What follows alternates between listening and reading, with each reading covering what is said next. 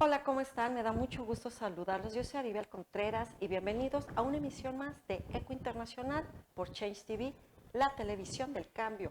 Te recuerdo que nos puedes encontrar como @Change TV online en todas las plataformas. Y si quieres ver algún programa que ya haya pasado, nos puedes ubicar fácilmente en Facebook o en el canal de Change TV online en YouTube. Hoy, sin duda, hablar de Ucrania me parece que es voltear a hacer una mirada y tratar de entender si ha habido o no una reconfiguración del orden global a 4 años de la guerra, pero a 12 años de la agresión rusa hacia este país. Y por eso es que me siento más que honrada y privilegiada de que el día de hoy nos esté visitando aquí en el estudio de Change TV el excelentísimo señor Sergi Pohoreltsev. Es embajador de Ucrania en México. Embajador, bienvenido y muchas gracias por acompañarnos. A ti, te agradezco mucho, doctora, por la invitación, porque es muy importante mantener la atención a Ucrania, a lo que sucede en mi país. Así que, Aribel, muchas gracias. Y buenos días a todos. Muchísimas gracias a ti, embajador, y brevemente le platico al auditorio, pues que tu trayectoria como funcionario público y como diplomático de tu país destaca, por supuesto, pues que tienes una amplísima trayectoria desde el Ministerio de Defensa. No, de Asuntos Exteriores. Ok, es que aquí tengo un dato de que estuviste ahí, pero entonces eso lo ignoro. Has sido funcionario en el Ministerio de Juventud y Deportes en Ucrania, estuviste en la sección política, en el departamento consular del Ministerio de Ucrania, en la República Argentina, tuviste diferentes funciones y en diferentes áreas de tu Ministerio de Asuntos Exteriores.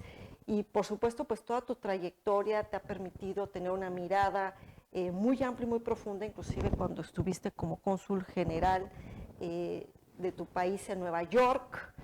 Estuviste como embajador de Ucrania en el Reino de España en 2 momentos, me acuerdo muy bien que eso nos lo has compartido anteriormente. Estuviste también representando a tu país en el Principado de Andorra, representante permanente de Ucrania ante la Organización Mundial de Turismo, director general del Departamento Consular del Ministerio de Asuntos Exteriores de Ucrania. Estuviste nuevamente, repetiste como embajador de Ucrania en España, concurrente en Andorra y representante de la Organización Mundial del Turismo. Y pues tenemos el privilegio de tenerte acá en México desde el año pasado que llegaste a nuestro país, y pues sin duda escucharte para tratar de entender. De entrada, me gustaría que le compartieras brevemente a nuestro auditorio qué es Ucrania, dónde se ubica geográficamente y cómo pudiéramos hoy voltear a ver y describir muy brevemente qué es Ucrania. Es un país ubicado en qué parte de Europa, qué significa Ucrania, su independencia. Bueno, Ucrania está ubicada en el pleno centro de Europa. Es un país muy lindo, con la gente muy intelectual, tiene muchas riquezas naturales, tiene mar, tiene bosque, hay de todo, digamos. Y claro que es muy triste que ahora sufre mucho.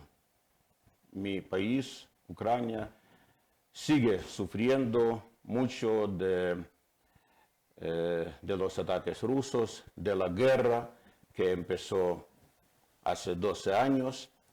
Ahora marcamos 4 años de la agresión a gran escala contra mi país.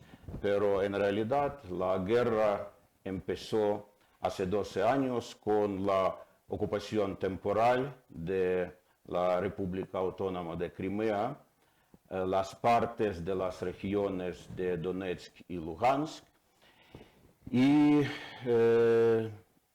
estamos en guerra entonces más de 12 años ya. La situación en mi país lamentablemente sigue siendo muy complicada debido a los constantes ataques de Rusia. Esta noche Rusia volvió a atacar la capital, la misma capital, la ciudad de Kharkiv, Kryvyi Rih, Zaporizhia y otras regiones y ciudades.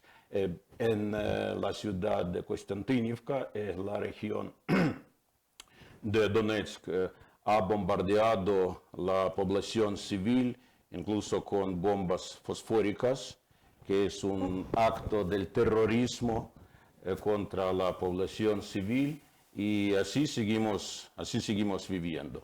Por eso seguimos necesitando el apoyo internacional. Claro. Tenemos el apoyo de nuestros países amigos, países socios, apoyo, suministro del material bélico, financiación, apoyo humanitario, apoyo político, pero debido a la situación seguimos necesitando más, en primer lugar, material bélico para poder proteger la población civil, para poder avanzar en el campo de batalla, en el frente, porque estamos luchando para recuperar nuestros territorios temporalmente ocupados. Hemos, por últimos días o semanas, hemos recuperado 400 kilómetros. No es la gran cantidad, pero el enemigo, hay que admitir, es bastante potente. Por supuesto. Y tenemos que hacer todo lo posible y para luchar, defender. sí. Embajador. Sabemos hacerlo, ¿no? Nuestras Fuerzas Armadas, los efectivos de las Fuerzas Armadas son muy motivados, muy profesionales, pero nos cuesta. Por eso supuesto. necesitamos sistemas antiaéreos, municiones, drones, material bélico, porque el enemigo está incapaz de vencer a nosotros en el campo de batalla y está aterrorizando a la población civil. Para Claro. eso necesitamos sistemas antiaéreos. Permíteme sí, nada más rapidísimo, perdón que te sí, interrumpa, no, por favor. porque me interesa mucho compartirle al auditorio en qué momento Ucrania logra su independencia, porque esto es algo que a veces se genera cierta confusión, sobre todo en países del sur global que no están tan familiarizados con Ucrania, de que hoy en día es una realidad muy distinta y son fronteras muy distintas a las que eran el siglo pasado. ¿Nos puedes rápidamente compartir cómo es que Ucrania, en qué momento logra su independencia y se convierte en un país autónomo? Bueno, en el año 1992 hemos restituido nuestra independencia y en aquel momento teníamos casi 52 millones de habitantes. El Estado, lamentablemente, se redujo la cantidad de los habitantes y por la guerra también muchos ciudadanos ucranianos fueron forzados de dejar sus hogares en Ucrania y salir del país.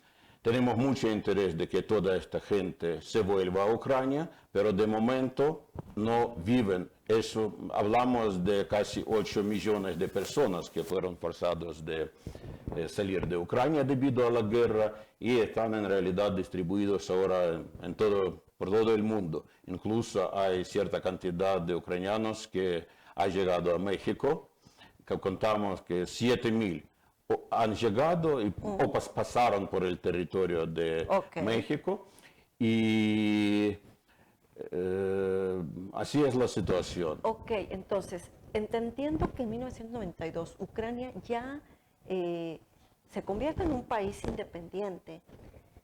Con las fronteras. En cuanto a fronteras. Y una claridad de un gobierno autónomo y con una claridad de intenciones, inclusive de ser miembro de la Unión Europea. Y con las fronteras reconocidas internacionalmente. Exacto. Porque esto es algo muy importante. Claro que sí. Pareciera que es básico, pero me parece que es algo contundente. Entonces, cuando de ahí damos un salto al año 2014, ¿qué pasó? La invasión rusa, la invasión al territorio integral de Ucrania, la parte integral de Ucrania que es la península de Crimea. Exacto. ¿Qué es Sí. Crimea? Platícanos. Crimea es parte integral del territorio, República Autónoma de Crimea, que forma parte integral del territorio de Ucrania.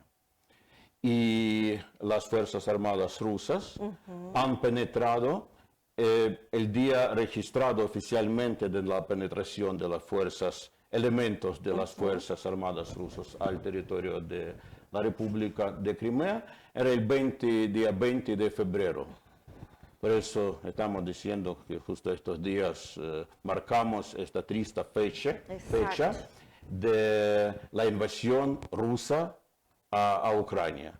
El año 2014, las Fuerzas Armadas rusas han entrado al territorio de Ucrania y estaban avanzando y ocupando las regiones, partes de las regiones de Donetsk y Lugansk.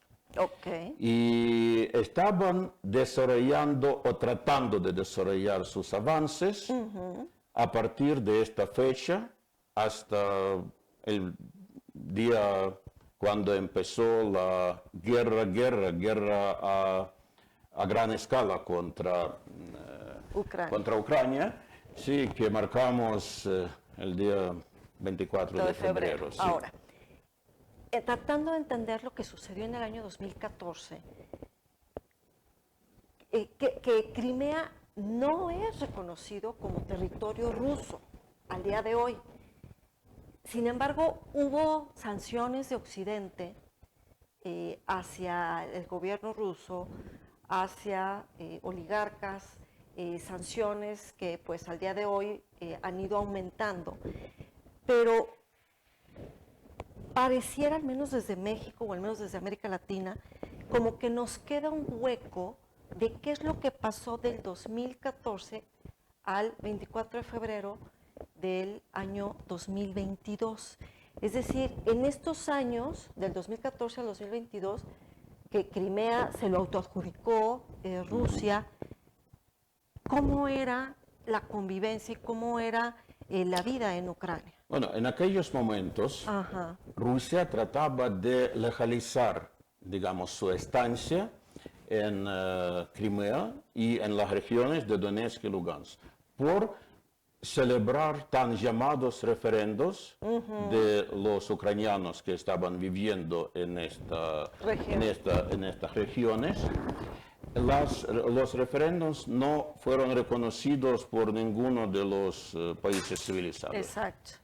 El mundo internacional no ha reconocido esto como referendo, digamos, normal. A la vez, en este periodo de tiempo, repito, trataban de avanzar en el terreno, digamos, en el frente, para ocupar más territorios. Trataban, pero no tenían éxito. Incluso fueron forzados de retroceder de algunas partes debido a la resistencia de las Fuerzas Armadas de Ucrania en aquellos momentos. Y a partir del 24 de febrero, hace 4 años, Kremlin emprendió los ataques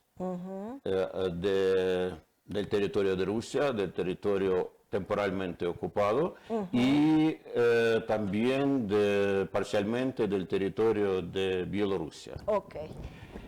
Y así empezó la guerra a gran escala, con los bombardeos de los civiles, con los ataques en el frente, pero hemos logrado de recuperar gran parte de nuestros territorios que fueron ocupados por el enemigo en los primeros días o semanas de la invasión a plena escala.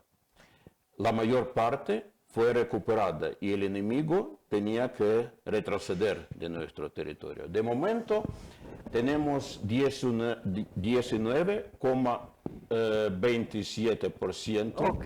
del territorio ocupado, incluso Península de Crimea, la República Autónoma de acuerdo. Crimea y las partes de las regiones de Donetsk y Claro. Lugansk. Embajador, hoy en día, cuando volteamos a ver en retrospectiva lo que ha sucedido en los últimos 12 años y cómo se agudizó todo esto a partir del 24 de febrero de 2022,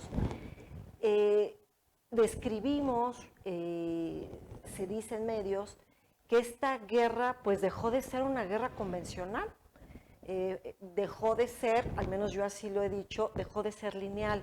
Hoy en día es una guerra híbrida, donde inclusive la resiliencia de los soldados ucranianos ha permitido mostrar esta feroz defensa por su país, por sus fronteras. Ustedes al interior han desarrollado inclusive esta capacidad de fabricación de drones para poder defenderse del enemigo. También han enfrentado en ciertos momentos una ciberguerra. Es decir, esto es algo que nosotros estamos viendo en tiempo real, algo histórico y que inclusive se llega ya a comparar con la tragedia y la brutalidad que se vivió en la Segunda Guerra Mundial.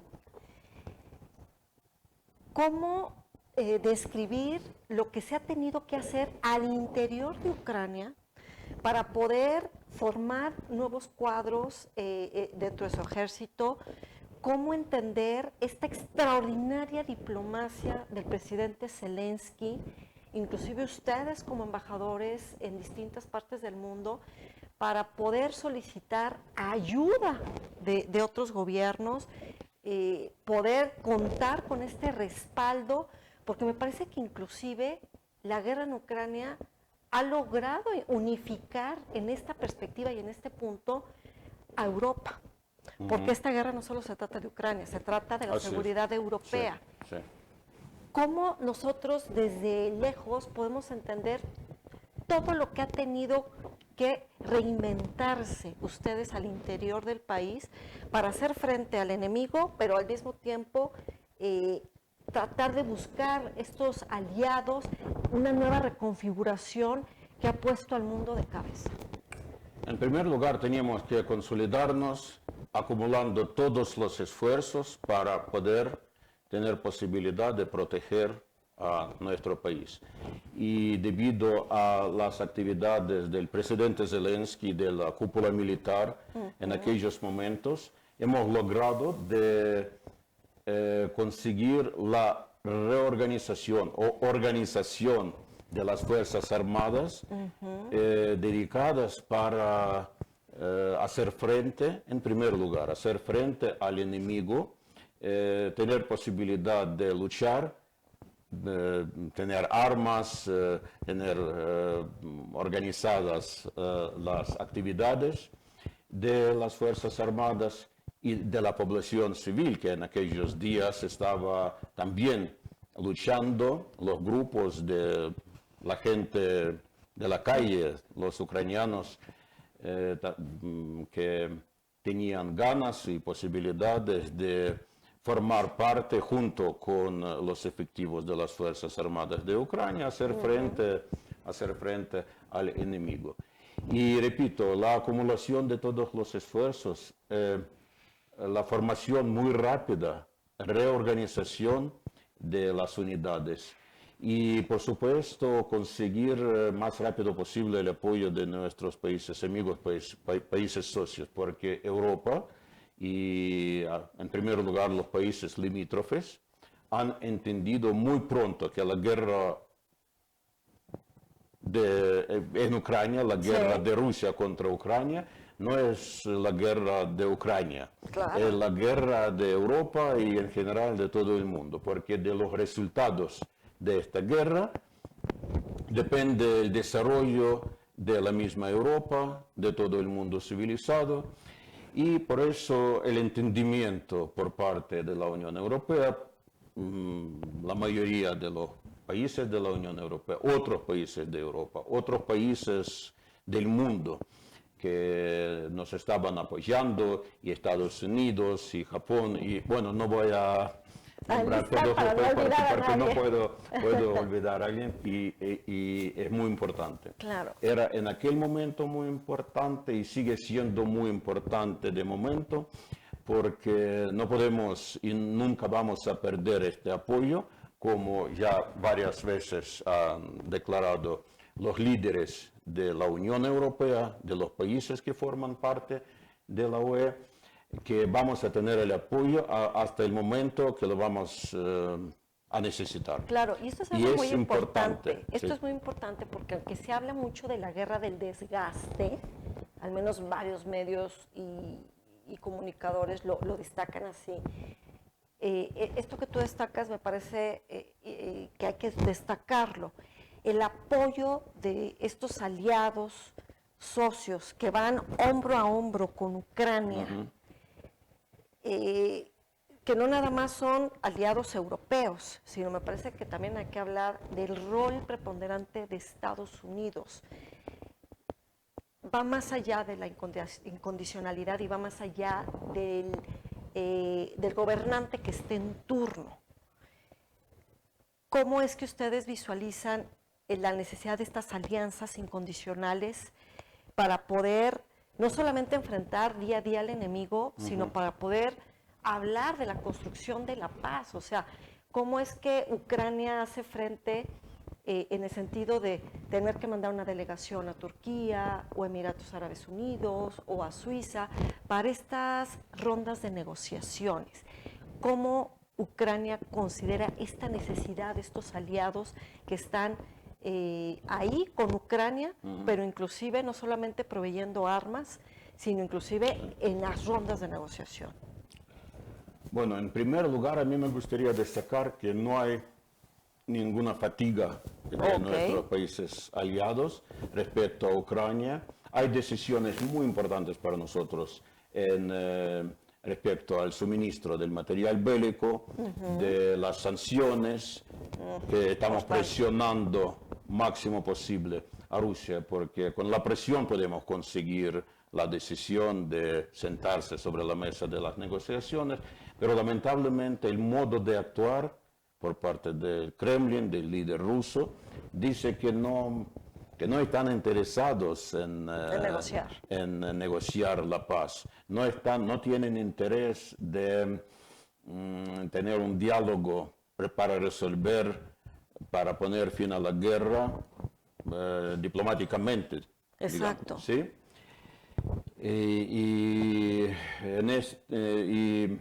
ahora el apoyo, repito, el apoyo de los aliados es un elemento crucial para nosotros, un elemento muy importante. Y nosotros agradecemos mucho a todos que nos están apoyando, demuestra la solidaridad con Ucrania, suministra el arma, toman las decisiones muy importantes como el crédito de 90 millones, por ejemplo, de parte de la Comisión de la Unión Europea, y muchos otros, apoyo humanitario, etcétera. Apoyo político es muy importante, y agradecemos mucho a Estados Unidos que nos apoyan en todos estos sentidos, y ahora forman parte del grupo de los negociadores que están promoviendo la más rápida firma del acuerdo de paz. Digo,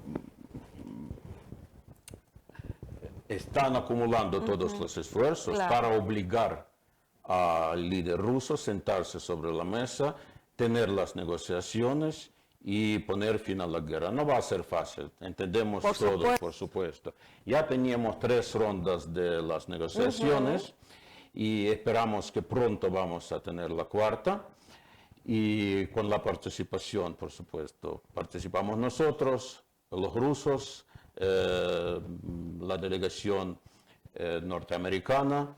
A nosotros nos gustaría tener también participantes de la Unión Europea, porque son muy aliados nuestros, deben tener y tienen la voz en este sentido. Y tenemos mucha confianza, tenemos muchas esperanzas de que se logre, ¿no? Respecto a las negociaciones, pero confianza, repito, el modo de actuar por parte del líder ruso no nos da mucho optimismo. Por supuesto. Y como ya estamos en la recta final del programa, que el tiempo se nos ha ido rapidísimo y la verdad es que es muy importante entender todo esto. Hoy por hoy, ¿dónde está parada la postura de la delegación ucraniana para las negociaciones? Sobre los puntos del plan de paz de Zelensky, sobre el plan de paz del presidente Trump, o donde hoy pudiéramos como tratar de entender cuál es el eje conductor para poder ponerle fin a esta terrible y brutal guerra. Bueno, el eje conductor para nosotros es la integridad territorial, respeto a la integridad territorial, que ese elemento no puede ser negociable. No negociamos los territorios. También elemento clave, yo diría, es elemento de tener las garantías de seguridad, que significa que no vamos a tener un conflicto congelado después de firmar el acuerdo de paz, sino vamos a tener la paz duradera, justa y con respeto a las reglas y normas internacionales. Por eso necesitamos las garantías de seguridad. Otros elementos también muy importantes, porque tenemos que realizar intercambio de todos los prisioneros de guerra. Volver a Ucrania todos los niños que fueron deportados y deportadas forzosamente. Terribles. Es terrible la situación en este sentido. Hemos conseguido devolver, hemos devuelto 2.000, un poco más ya, 2.000 de los niños, pero hay docenas de miles de los niños que por fuerza fueron deportadas de las partes temporalmente ocupadas a Rusia. Tratamos de registrar todos los casos y luchamos por la devolución, por devolver todos los niños. Y hay muchos elementos. Yo no soy parte del grupo negociador, pero entendemos y está bien claro, repito, la integridad territorial es un elemento clave, garantías de seguridad, otros elementos que he mencionado, y espero que vamos a tener éxito con el apoyo de nuestros aliados, con el apoyo de Estados Unidos, que repito, valoramos mucho, el apoyo del presidente norteamericano Donald Trump, porque hay que obligar a Putin a respetar las reglas o por lo menos tratar de hacerlo. Y presionar al líder ruso, porque el líder ruso no entiende